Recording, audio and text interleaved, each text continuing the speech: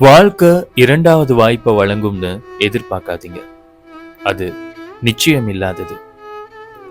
தவறுகளை சரி செய்ய இங்க ரிவைண்டிங் இல்லை. சின்ன சின்ன விஷயங்களால நீங்க திசை திரும்பும் போது பிறகு செய்யலாம், அல்லது இப்ப எனக்கு டைம் இல்லை அப்படின்னு தொடர்ந்து சொல்லும் போது கொஞ்சம் யோசிங்க. காலம் யாருக்காகவும் எதுக்காகவும் நிற்காது. ஒவ்வொரு நாளும் உங்கள் ஆயுளை கரைத்து கொண்டிருக்கும். ஒரு நாள் காலையில எழுந்து நம்ம வாழ்க்கையை திரும்பி பார்த்தா நாம எப்படியெல்லாம் வாழ்ந்தோம் அப்படிங்கிறத நினைச்சு சந்தோஷம் வரும்.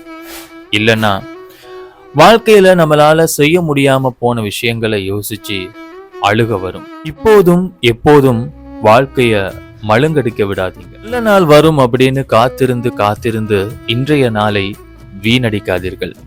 இப்போதே வாழுங்கள். உங்களை நீங்களே ஆழமா லவ் பண்ணுங்க. உங்களை சந்தோஷப்படுத்துற விஷயங்களை உற்சாகமா செய்யுங்க. கனவுகளை வாழ்வதற்காக காத்திருக்காதீர்கள், தேடி போங்க.